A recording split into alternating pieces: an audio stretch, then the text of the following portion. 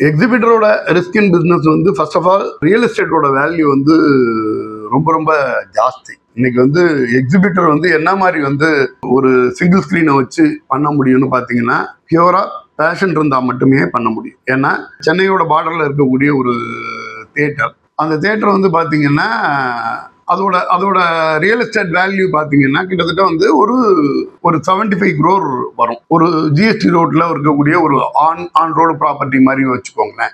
அப்போ வந்து என்ன பண்றாங்கன்னா, இங்க இருக்க வந்து பெரிய பெரிய சரவணா ஸ்டோர் இந்த மாதிரியான பெரிய பெரிய நிறுவனங்கள்லாம் போயிட்டு எனக்கு இந்த இடத்த விலைக்கு கொடுங்க, நான் எடுத்துக்கிறேன் அப்படின்னு. அப்போ பார்த்தீங்கன்னா அவங்க என்ன மார்க்கெட் கோட்டை விட 2 times ஆஃபர் பண்றாங்க. கிட்டத்தட்ட வந்து என்ன ஆயிடுது, அது 150 crore 200 crore.